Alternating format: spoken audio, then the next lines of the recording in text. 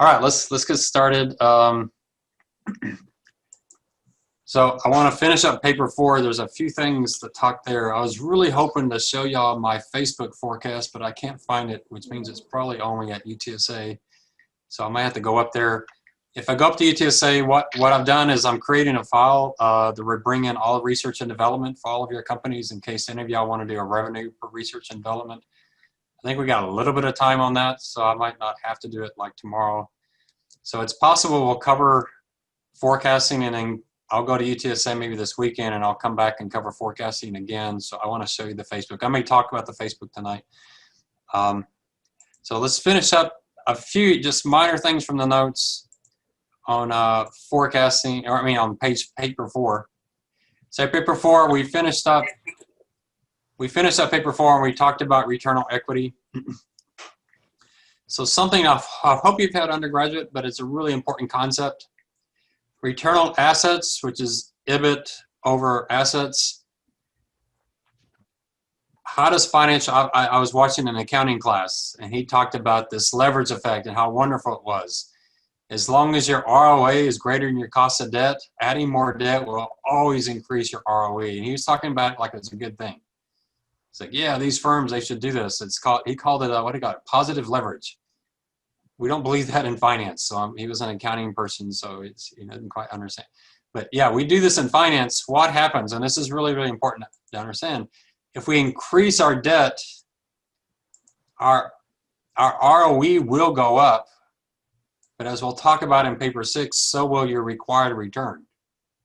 And so you can't just increase debt or increase your ROE and the value of the firm goes up because you're a riskier firm now. And that's just the nature of finance. If your return on assets is 5% and your cost of debt's 3%, as long as you increase debt, your ROE is going up.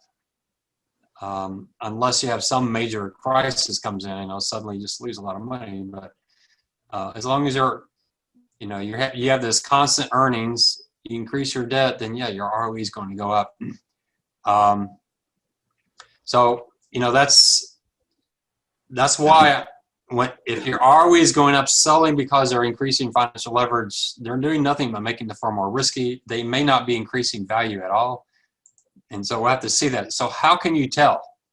So you should have had this in 3013. I don't know how many of y'all remember economic value added. Does that sound familiar? Who's had economic value added? Someone speak up that's heard it before. You're supposed to have all had it, but no one? Are y'all there? All right, so what is EVA? I love EVA. Actually, a couple reasons. First, they did a survey several years ago. I don't know if they've updated it, but they asked stock investors, stock analysts, portfolio managers what they thought the #1 statistic was for picking stocks. And 70% said economic value added, EVA. I don't know if it's still as popular today as it was back then. The second reason I love it is, boy, you can go out into the market and find the firm whose EVA suddenly started improving and their stock price suddenly going up. There's probably no better correlation between stock prices and a statistic than EVA. You should go look at Home Depot. I remember, boy, 10 years ago, I had this really famous guy came into UTSA. We're thinking about doing a contract with him. It was my first month on the job. So my boss says, make sure you impress him because we're trying to do a contract with him. And so he was asking for investment ideas. So I brought up Home Depot because I thought it was a good investment idea. It was a firm that had been doing really poorly, but was really focused on the things that were a problem. And boy, this guy hated that idea. He beat me up left and right. And my boss was like, great, why don't you just destroy the whole thing? Well, Home Depot came back roaring strong. And if you look at them, you'll notice you can see it in our EVA. If you look at Home Depot's EVA versus Lowe's over the last 10 years, you'll notice an incredible comeback story. And you see it all in the EVA. And the amazing thing about EVA is there's a lot of controversy about how to calculate it.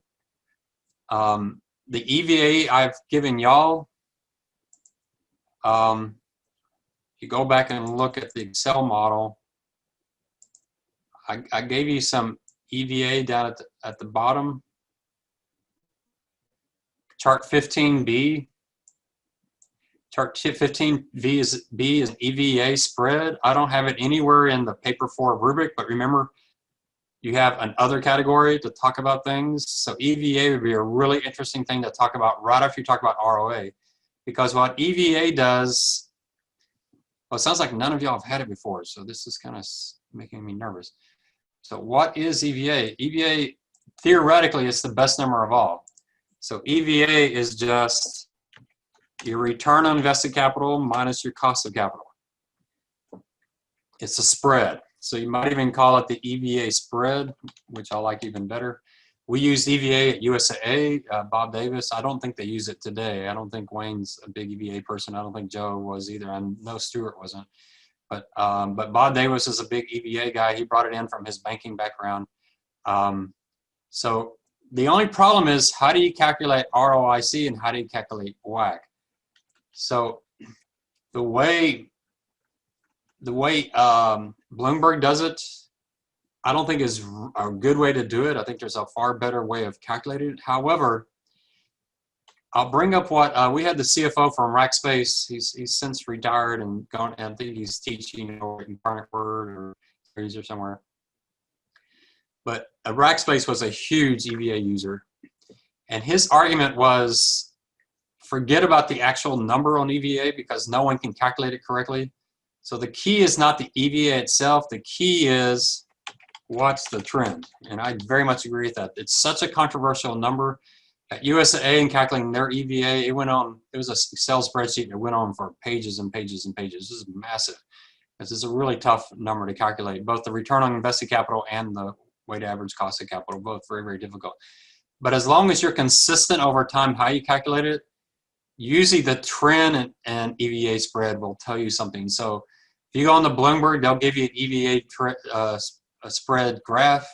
You just type WACC in Bloomberg. It's a WACC function, and they'll give you. So I've had some students in their capstone where they need cost of debt, or they need, I wouldn't use Bloomberg for cost of equity, but cost of debt. You can go into that WACC function and actually get a good cost of debt for your firm, because Bloomberg has all the debt for most firms, so they can actually do a pretty good job. So you're somewhat relying on Bloomberg to come up with the numbers, and you may not like their calculation, but then the good thing about Bloomberg is they're consistent year after year.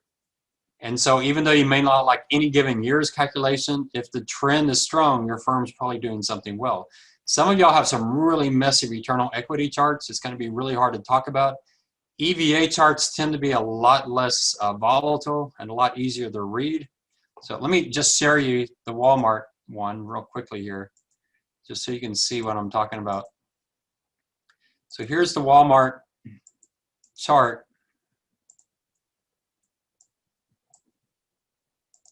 I'm going to move it way down here so I can expand it somewhat.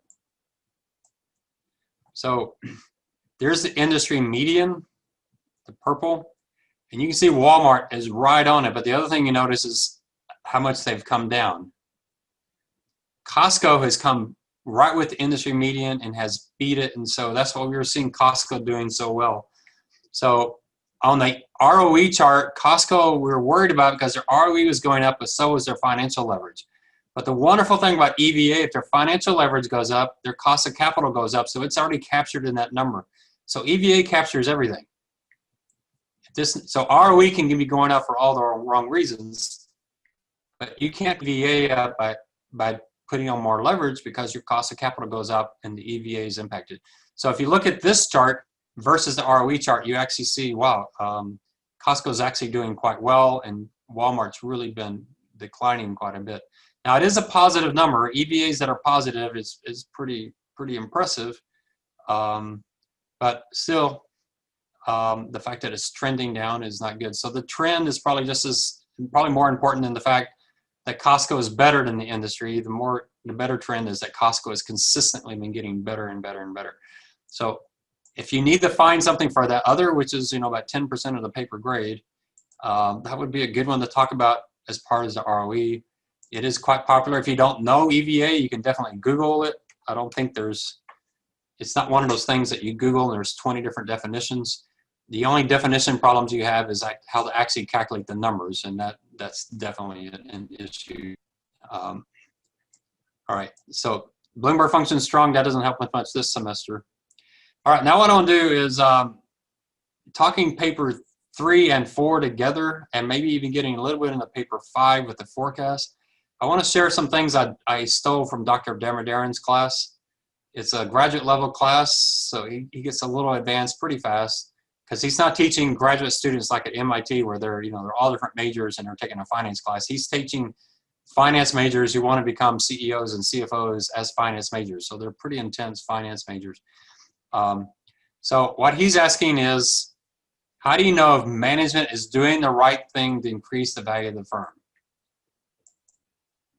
So one thing we talked about, ATO, asset turnover, capacity versus real turnover growth. You need to ask that question. We've got it pretty well covered in paper 4, but are they increasing their cash flow from existing assets? Are they only growing because they're expanding rapidly? So that's a really good question to ask. That's the kind of question I would ask for Uber. How is Uber growing its revenues? It's because they're expanding city to city to city. Are they getting more out of their existing drivers, or what's going on? Obviously, COVID-19's knocked them down. Same thing with restaurants. Are restaurants getting more revenue because they're building a lot of new stores? Is Walmart getting more revenue by building more stores? What we saw with Walmart, most of the growth in revenue was coming from building more stores, not from existing assets. So how do you get more out of existing assets? You reduce your costs, you get better margins. And easiest thing you can do of all, we're seeing this with some of these theaters that are closing down theaters. Divest your worst businesses, your businesses that have the lowest asset turnover, sell them off. You definitely saw Sears do that. Now that they're out of business, it probably didn't work too well, but they did try to find those stores with the worst store traffic that had decent real estate values where they could sell the real estate and get more for the real estate than for the business. If they can do something with taxes, get more out of their previous capital expenditures. And then one we've been talking about a lot is improve your working capital. That's why the inventory turnover and receivables turnover is a good way to look at your firm and see if they're getting better or worse than that. We saw with Walmart, their inventory turnover was getting much better. It was definitely making them much more profitable. From that standpoint, they were offset on the margin side. Let me show you something on Walmart that I set up in your file. Oh, before I do, there's one thing I got to tell you guys. Everybody, make sure you're all paying attention here, because I've never put together 90 companies like this before, and the Bloomberg machine is really slow. And so I cut some corners when I got to this page with bringing all the Bloomberg stuff. The Bloomberg machine was so slow that what I did is, rather than reloading all the stuff from Bloomberg, I just switched to 2 companies, but I forgot to switch one spot. So all of y'all need to note this in your paper for paper 4. Lines 205 it's on Bloomberg pace values. Can everybody see this? Hopefully. All of y'all are mute, so I can't tell if anybody's with me here. This is why I don't like Zoom versus in the classroom. So hopefully everybody's with me here, because some of y'all are gonna, if I see this, I'll have to count off for it, because I'm telling you now to fix it. So if you go down to lines 205, I think Damaris, you go to 205 and 206, you might notice that the companies are switched. Your company should be the top one. And you can see Walmart is my company's the top one. But what I did is, when I did Walmart and Costco, then when I switched it and did Costco and Walmart, I forgot to switch these 2 lines. Make sure you don't cut. Make sure you copy and copy and copy like that. Don't hit, if you do the Control X, it messes up all the formulas, all right?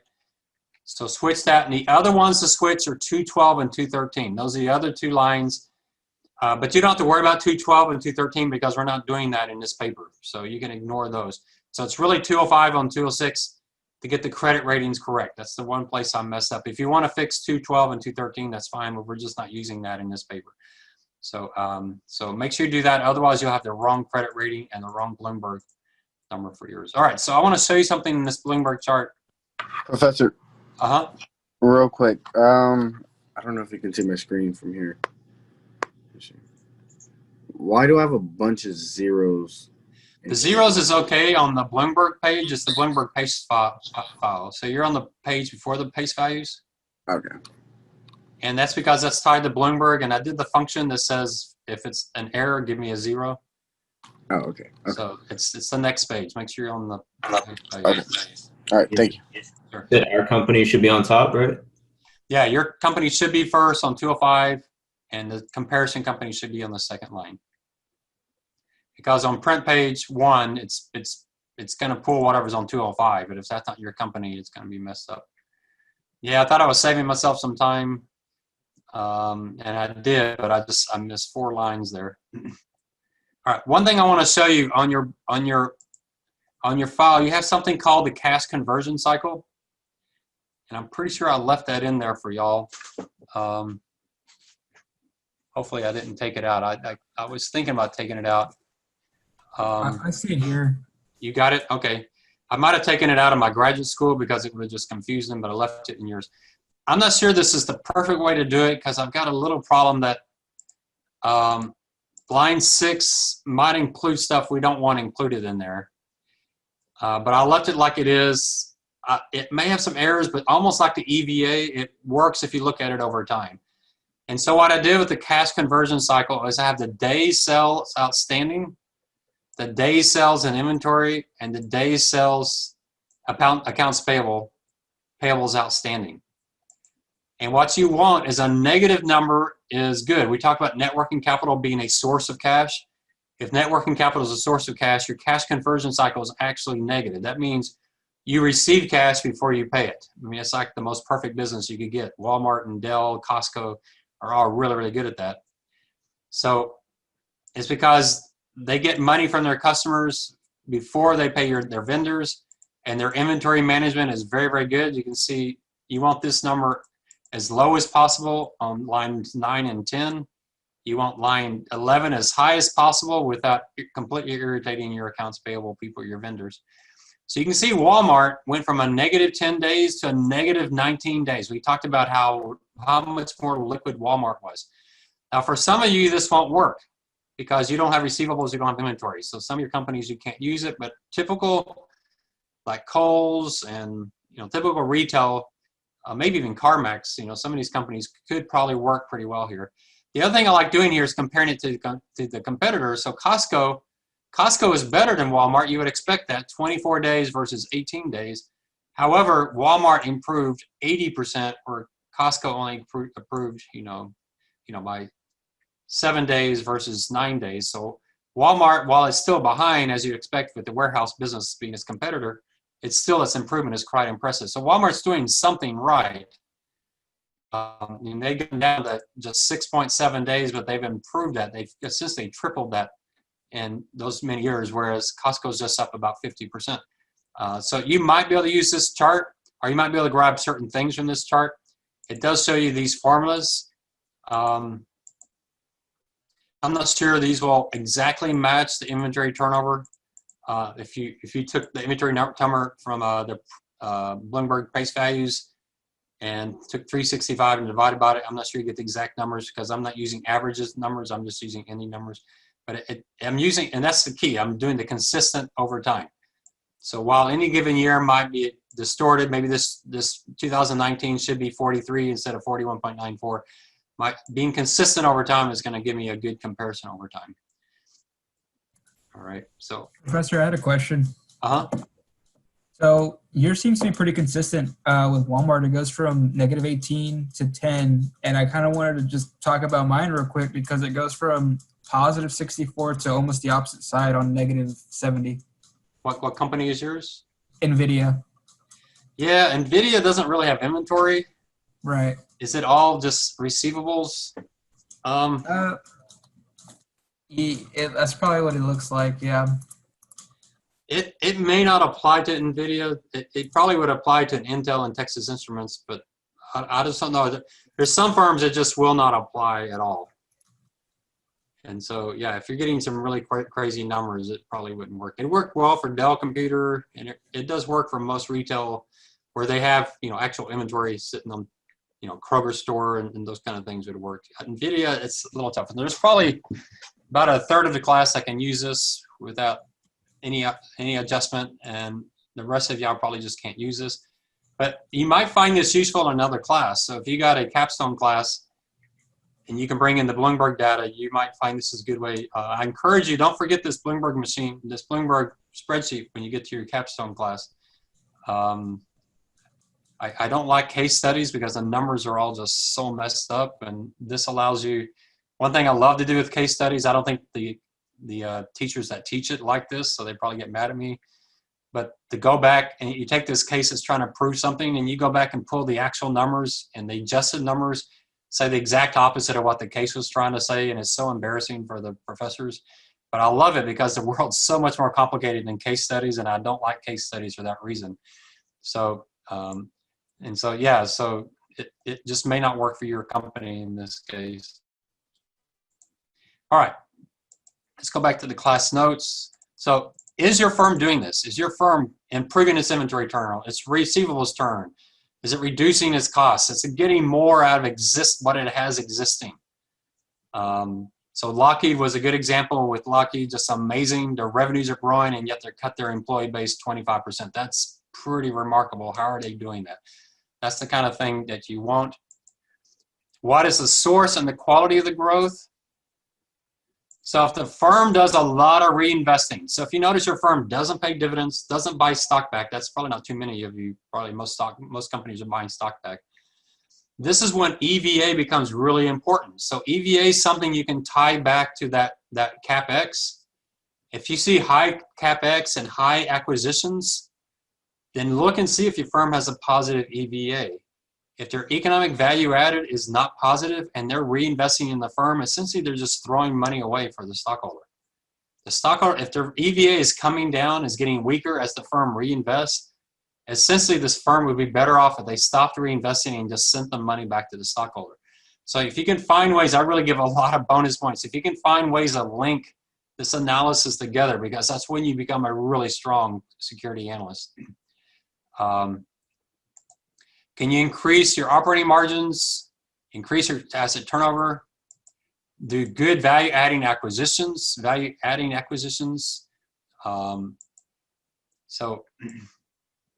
and he actually did a study. He does a lot of these studies, and I don't know if anyone actually checks his numbers. They all sound really impressive. He seems to be an incredible data-hungry person who does really good research, so I trust him, but I can't verify these are all correct. But he said, if you want to see if your firm's successful, there's 3 things that work well, and there's 3 things that tend not to work well. The best top 3 value-adding management activities, and this might work better for paper 3 than paper 4, but you might be able to work it into paper 4. But the number 1 thing is they add a new product. So you think about Apple with the Apple Watch, Disney with whatever that Disney thing is. I forgot the name of it. The Disney Netflix thing. Those tend to be pretty powerful, especially if they have a good brand.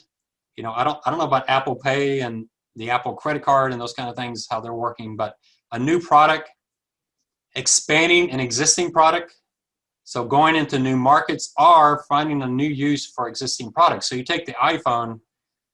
I'm getting pretty excited about the iPhone and Google and some of these others with the healthcare, the exercise, the fitness, using the phone as essentially a digital medical clinic. That's, to me, pretty exciting. It's pretty amazing what they're doing with things like diabetes and people that have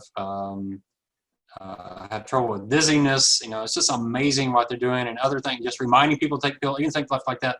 Getting these products so that people are starting to use the apps more often. If you can get people to use your product, but in a new way, so they're actually expanding their use, they're going to wear out the product faster, they're going to buy it again, and they're going to upgrade because they want new applications. That's a great way.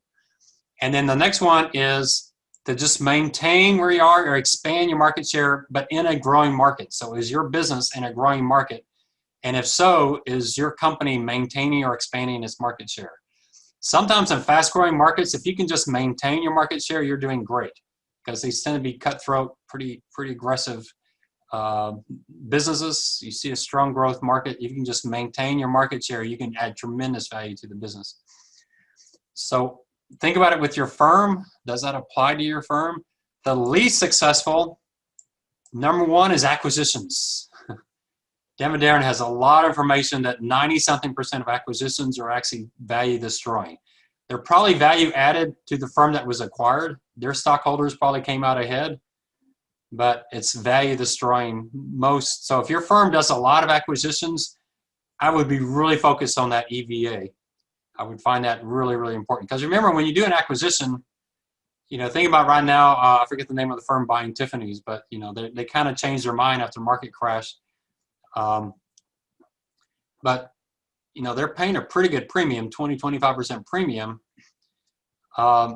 Most firms, they pay these premiums saying they're going to get these synergies, and those synergies just do not materialize. And I've seen it over and over again. I saw it a lot in banking. There was a lot of banking mergers that just did not work because all the synergies they thought were going to happen just did not happen. And it ended up being a disaster. Another one is competing for market share in a stable market. So if you got a firm that's trying to grow its market share in a market that's not growing, they're going to be killing their margins, because that's about the only way they can do it unless they have some major advantage over everybody else. So if you got a firm that's in a slow growing market, there's just, you know, it's saturated like fast food or like, you know, a lot of retail stores. You know, there's just a lot of competition, clothing, those kind of things. Boy, it's just trying to compete in a market that's not growing fast. And if your entire growth rate is just inflation, because, you know, there's really no population growth in the United States. It's pretty minor other than immigration.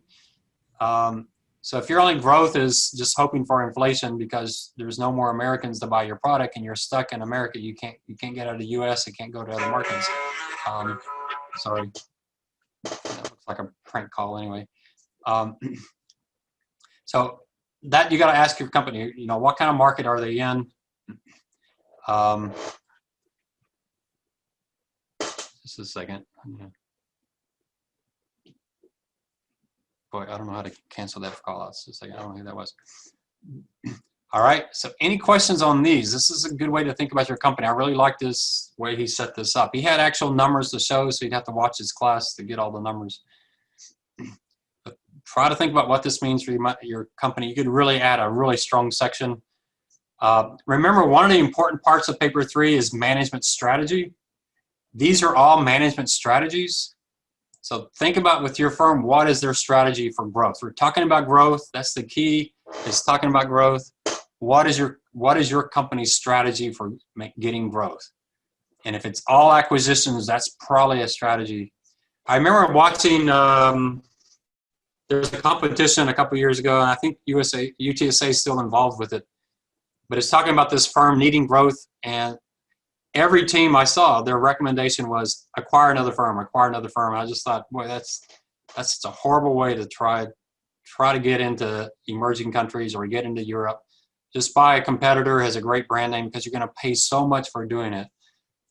So look at your firm, ask those type of questions. That's why I gave you the acquisition numbers, so you can see if your firm does a lot of acquisitions.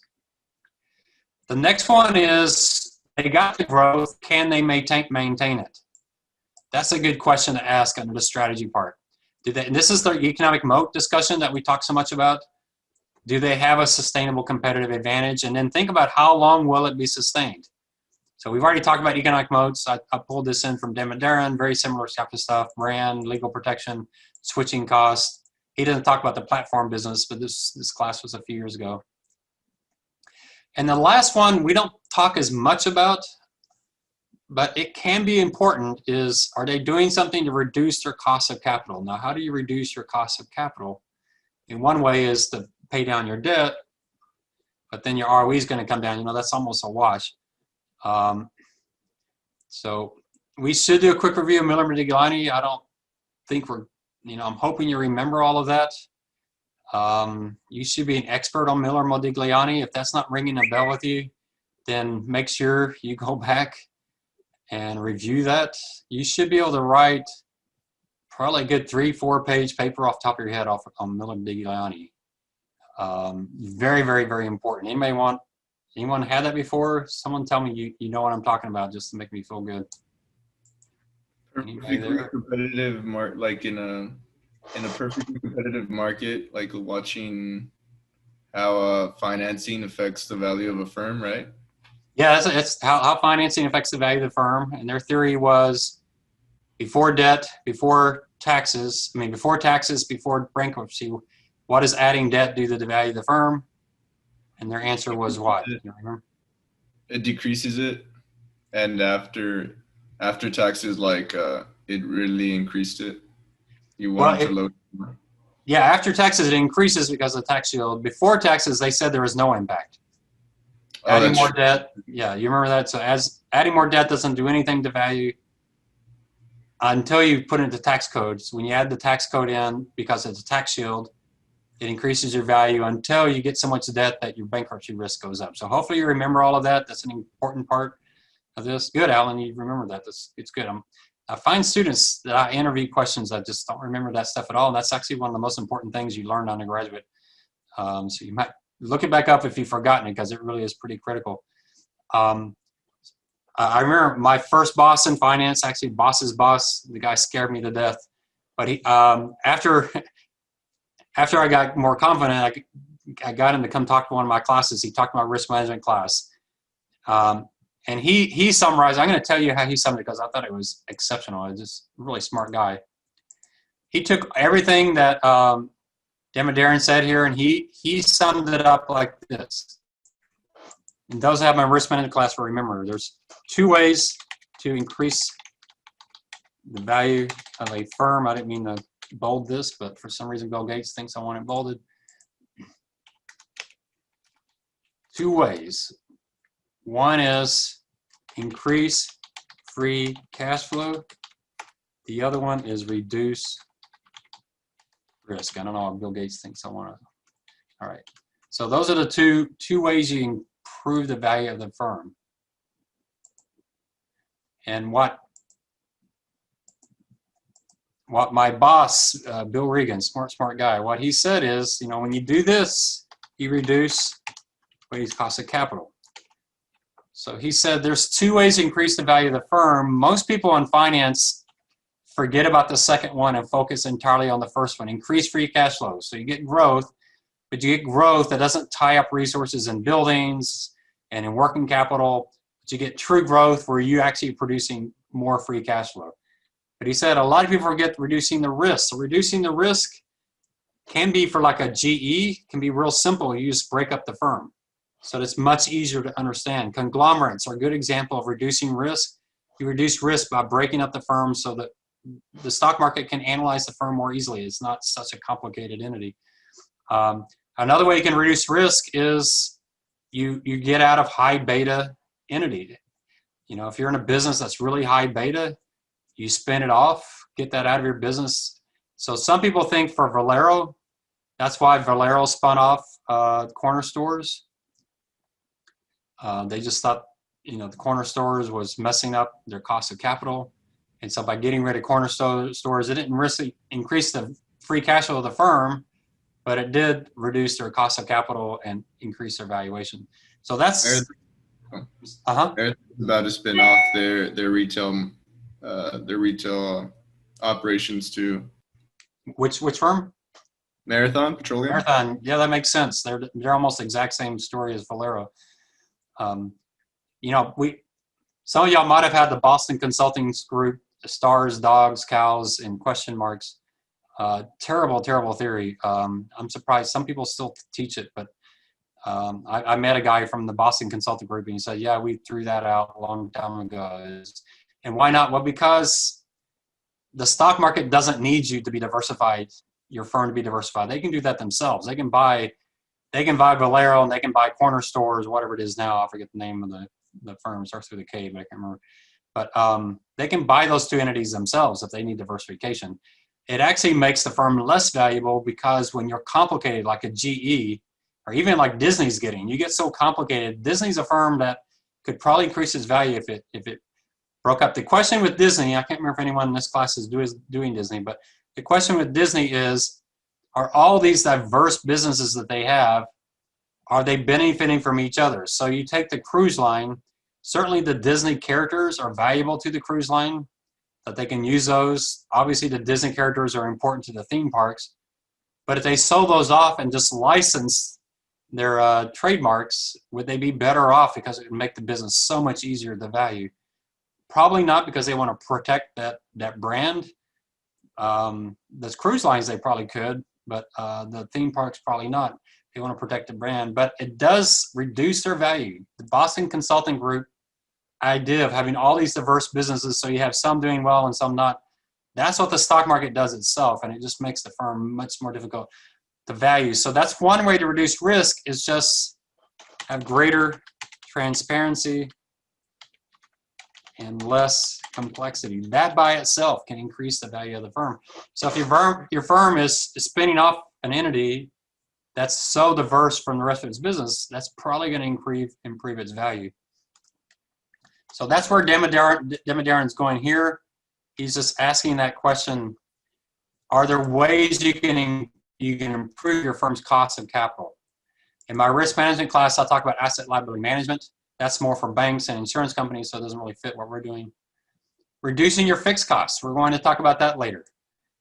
Definitely, that's a McDonald's strategy. So McDonald's moved from company-owned stores to much, much more. They have a strategy of getting much more franchised. Much more franchise reduces your fixed costs, makes you much more variable costs. Lower fixed costs reduces your beta and improves your cost of capital. It also improves your asset turnover quite dramatically. And then how else can you reduce your beta, your cost of capital? You make your product less discretionary so that your customers are using it whether you're in a recession or not. Maybe that's what Apple's doing. You know, we used to think of Apple as being a discretionary product, cell phones. But now I think I know people, especially your generation, but maybe probably my generation too, they would give up electricity before they give up their phone. They'd find some place to plug it in. But they'd rather, especially in the winter in San Antonio where it's not all that cold, you know, yeah, I can go without electricity for a couple of months, but man, I can't go without my phone. So, and it used to be the car was, you couldn't go without car, so gasoline, but now people are finding other ways to get around. So, you know, make your product less discretionary. So that's why Apple is, let's hook up our iPhone to the person's health. So it becomes part of their survival. They need it to do their blood sugar levels or their heart rate or their cholesterol or whatever. I don't know what all these phones can do now, but let's hook them up so that they're using it all the time. And so if we go into recession, they gotta buy a new phone if it goes out. They have no choice. So that's another way to reduce risk. But anyway, I love what Demidaren does here. Really strong stuff. So that brings back to the idea of sustainable growth. Sustainable growth means the growth rate you can sustain without having to go outside the firm to issue debt or issue capital, issue stock. So you can sustain the growth without having to get external funds. So if you got a firm that's growing really, really fast, you should, you know, look and see, are they issuing a lot of debt? Are they just barely, you know, kind of treading water? Just, you know, the growth is so fast they got to borrow money. Their net working capital requirements going up dramatically. So that's not sustainable growth. Eventually, they're going to have to catch up with that. So you can't have a firm that's constantly going outside to get money to just sustain their high growth rate. So the theory says sustainable growth is retention, is ROE times retention. That's what I was taught. I think theoretically that's correct. It's return on equity times the percentage of your income that you don't pay out in dividends. I think that's correct. It doesn't work very well over time in the short term, because in years like 2008 and 2020, firms increase their retention rate, but not because they're going to grow faster. They increase their retention rate because something horrible has happened, and they're retaining capital because their growth rate is actually going to be really low. So if you look at it on a year-by-year basis, it's actually, there's not a high relationship between ROE times retention and growth rates. It's actually a negative relationship, mainly because people retain when they're scared and growth is terrible, and they pay out when they're confident. But I think over the long term, it's true that firms that retain more should add more growth because they can reinvest, they're reinvesting in the firm at an ROE. So, but that's where you get back to the EVA. Are they reinvesting at rates that are equal to or better than their cost of capital? If not, they're destroying value. So it's always a question to ask. So sustainable growth is ROE times retention only if your capital structure stays the same and your turnover stays the same and your margins stay the same. This is the reason I don't use the sustainable growth in my classes. I did early on, but I just don't believe in it.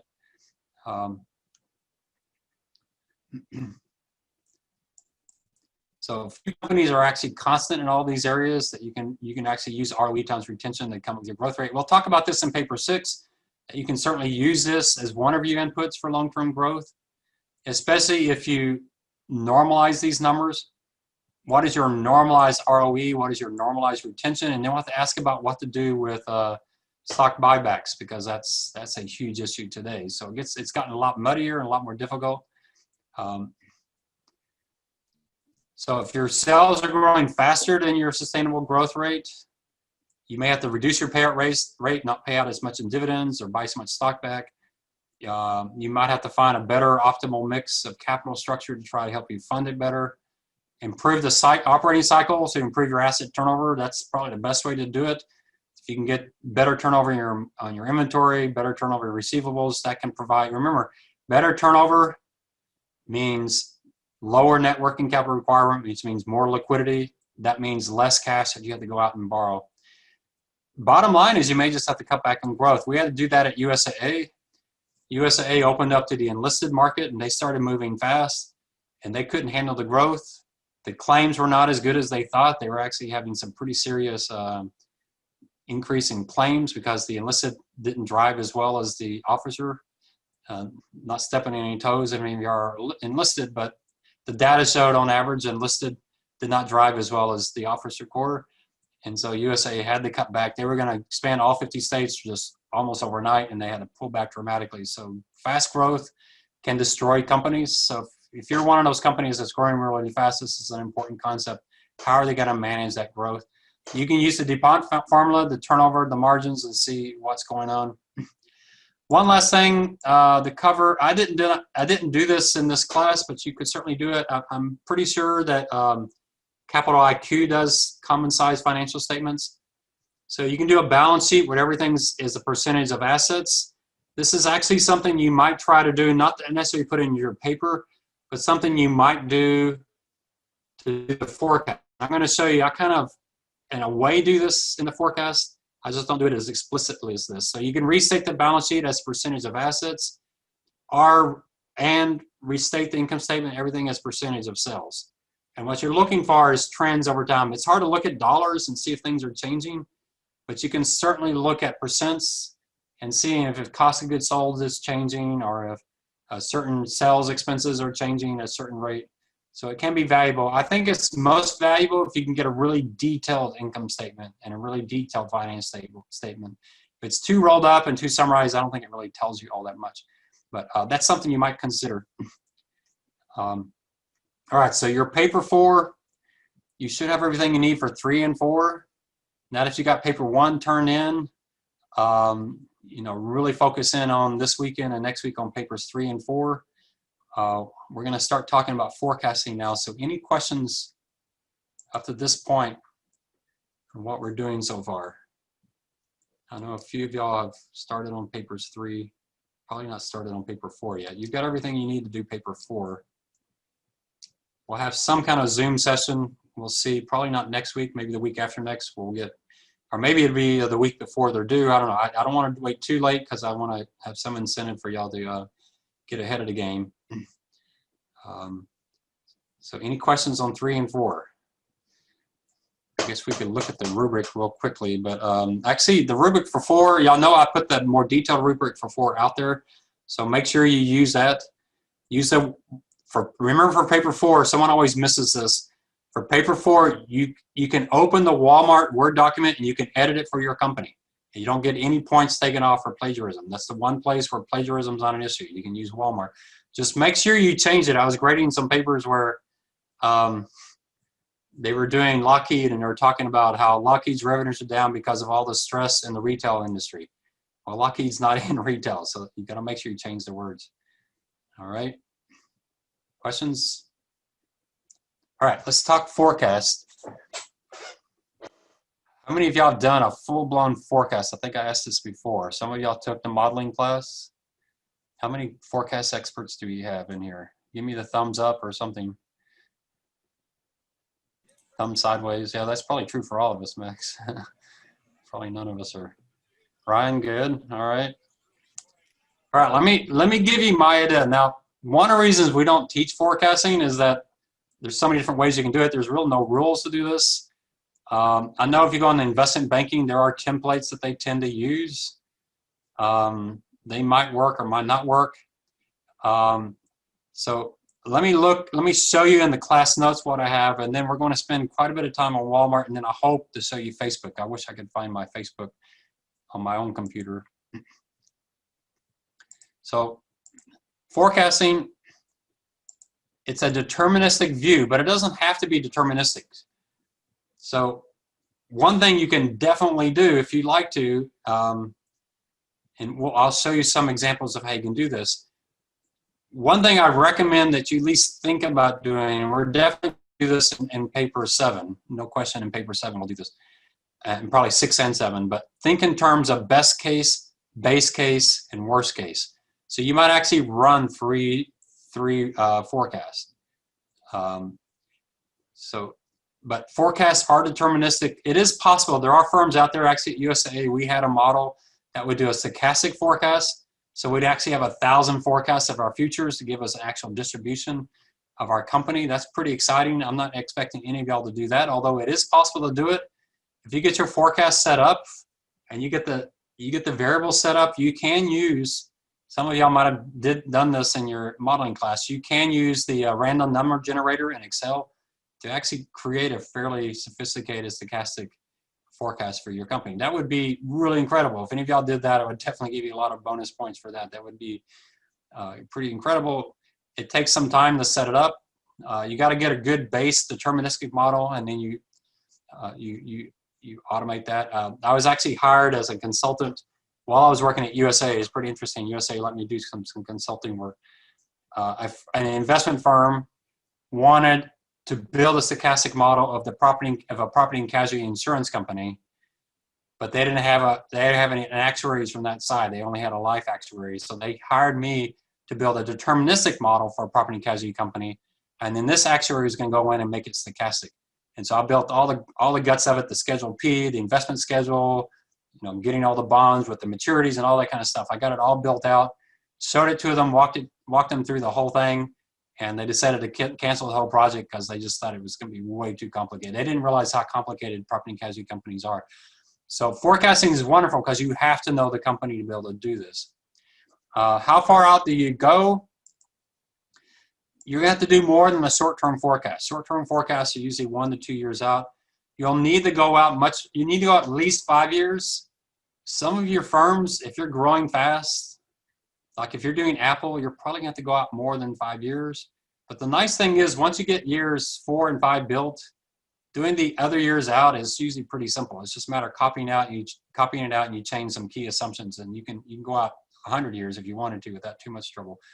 My own personal forecast goes out like 75 years. Not that I think I'll live to be 130, but it's so easy just to copy it over. You can keep going and going and going. Bottom up, top down, we'll definitely be doing a top down forecast, so I'm not going to cover this, just that important. But what are the key assumptions? So if you're doing a detailed forecast, you want to have some sense of what economic environment you're assuming going forward. This is where doing a best case, worst case, and base case could be good. What if we have economic growth averaging 2.5% to 3%? What if we have a major recession? What if we don't have a major recession? We get 3 to 3.5% growth. You might do that. If interest rates are important to you, like with CarMax, then you might think about what interest rates are doing. Employment doing, if that's important to you. Those are things you covered in paper 2 with your macro analysis. Now you're just going to think, okay, what going forward am I expecting? If it's oil prices, whatever it is, what do I expect? Demographics is the one thing you really can forecast because we have a pretty good idea, unless our sun blows up and becomes a white dwarf, we have a pretty good idea of who's going to be alive 20, 30 years from now. So this is something to think about. You don't have to necessarily put this into your forecast. I'll show you how you might. But the single most important thing is this right here, your sales forecast. This is 50% of paper 5. So you've got to put some time into the sales forecast. Once you get the sales forecast done, the rest of the forecast can be very simple because I've given you a template with Walmart to help you set up a really, really good forecast. So how can you do it? I'm going to give you a few ideas here, but the sales forecast is the single most important part of your forecast.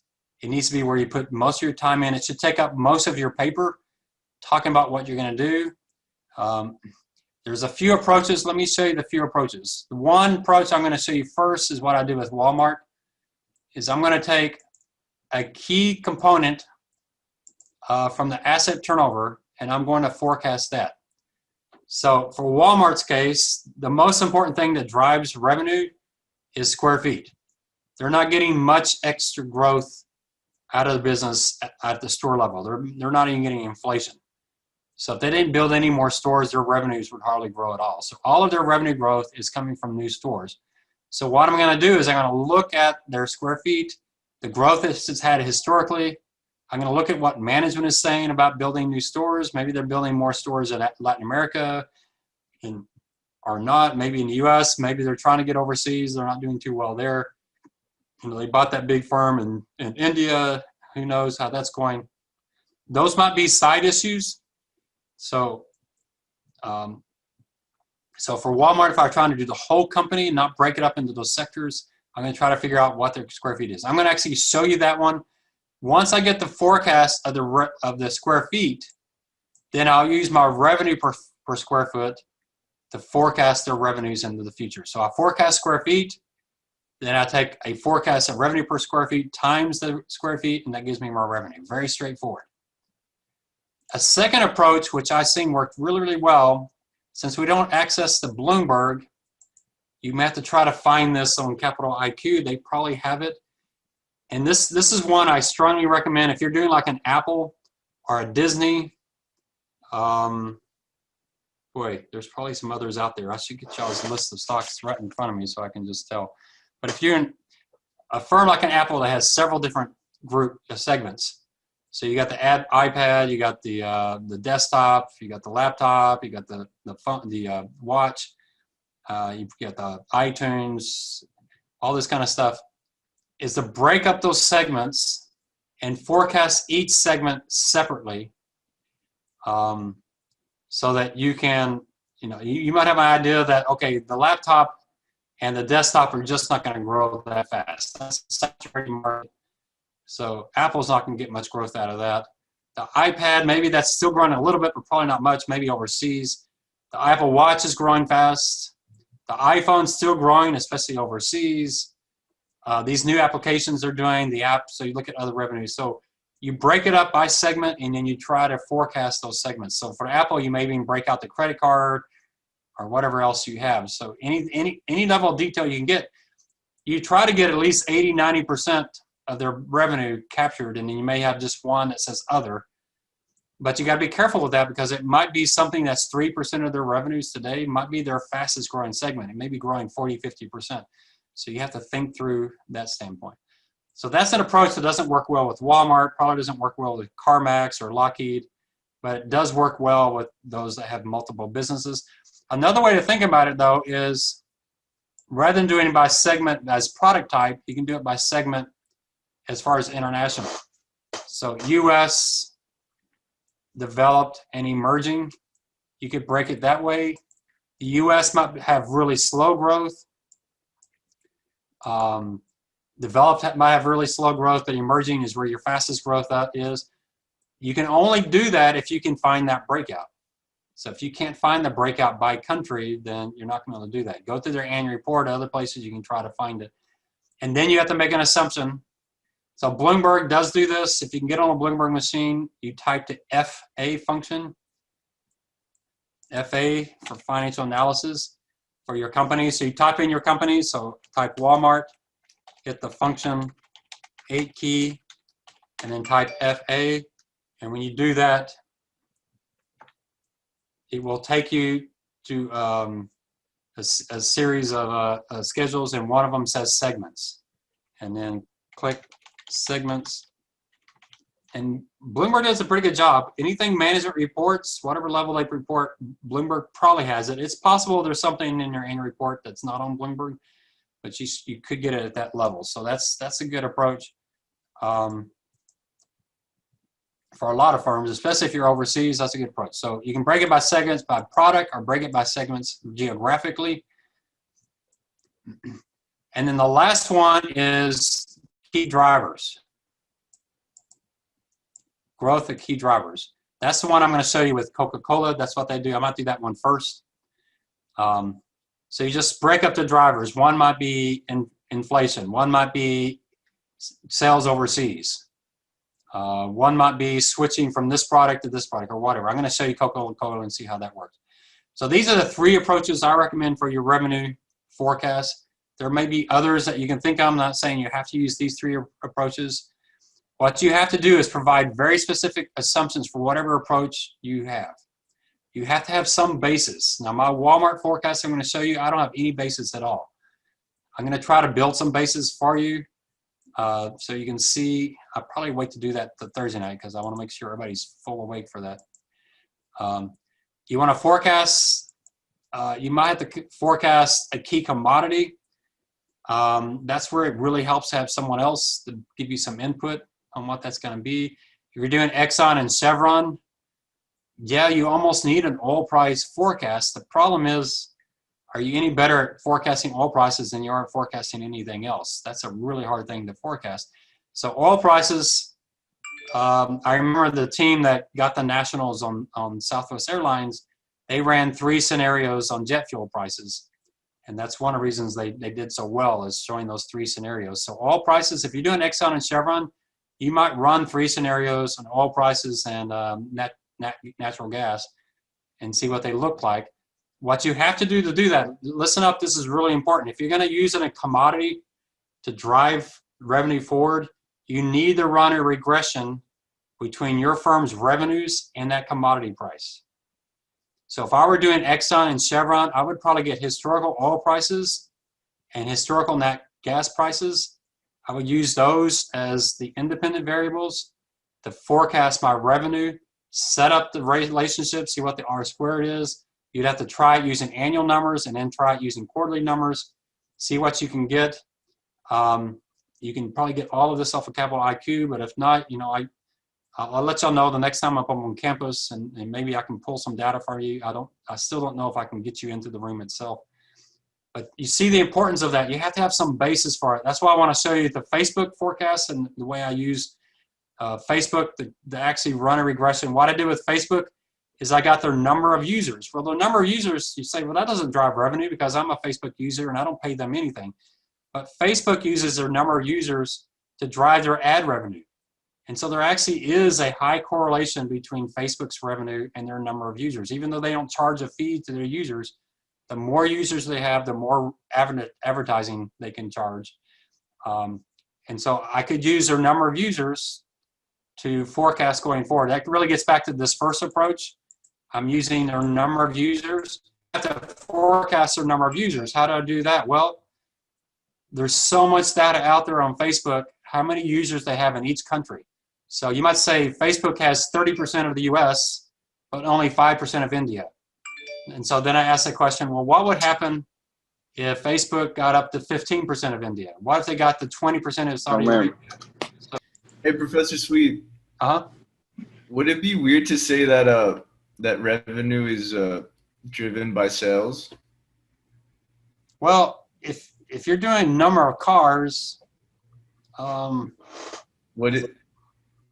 Because the more cars you sell, the more likely you are to finance and sell warranties and all that stuff, which is a growing part of that business. Yeah, it's a little rough to say that because you have to, then you have to come up with a driver for the number of sales. I mean, you could, if you want to say our revenue is based on number of cars sold, and here's how I got number of cars sold, whether it's the number of locations they have and what they're growing their locations. So you might say, okay, here's the square feet or whatever, square miles we have. And I don't know how CarMax does it. Here's the square miles we have. They've been growing their square miles at a 10% clip. It's been growing that pretty fast the last few years. So I'm gonna assume that continues the next 5 years. And they sell on average, I have no earthly idea, but 30 cars per square mile on average a year. I have no earthly idea. You have to figure that out. But you'd have to have some basis for it. So you know, that's why with me with users for Facebook, I can't say, okay, I'm going to do it off of users. And let me just assume users grow at 10% a year. 10% based on what? How did you get that 10%? Well, they grew 10% 5 years ago, so I assume they're just going to do that again. Well, you have to have some basis. And so if I were doing Facebook, I may not do it country by country, but I'll probably do it region by region. So with CarMax, I'd be looking at where they're building new locations. I probably do CarMax the way I do Walmart. How many locations they have? Because my guess is they're probably shooting for the same turnover at each location. So if they put up a new location, they're probably going to get similar number of sales from that location. Does that make sense? Okay. That sounds good. I just feel like they're moving more away from like having car lots and like doing more like Carvana online and stuff, like online sales. In that case, split the two up. So do the location and do the online. Then probably what you're going to have to do is just ask the question, what's the sustainable growth online? You know, what can you get? So one important thing, and I think Dan and Darren made a good point of this, is you got to make sure their growth rate doesn't give you 142% of the U.S. population. You know, Dr. Darren talked about a student who came in with a Netflix forecast, and this guy had like, I don't know, 8 billion users of Netflix. And he said, how is Netflix going to get 8 billion users, especially given how many people share between, you have households and family. You know, it's just a completely ridiculous forecast. Same thing with Uber. Uber's going to have 170% of the market. That just doesn't make sense. So you got to make sure you don't come up with them selling, you know, 300 million cars a year. So do have some way to kind of check and make sure it's not a ridiculous number. But it can be tough. The online, they're going to switch to online. You may have to look back at Carvana and see how fast they've grown. But, you know, it gets tough for some businesses like that are shifting. So what I'm looking for is some basis. Your basis might be what management's saying, but you take some off of that because they're pretty optimistic. But that's the main key with your grade on paper 5 is you have some basis for your revenue forecast. After that, the rest of it is really straightforward because most firms have pretty constant margins and other ratios, and I'll show you that next class, how I get the rest of the paper set up.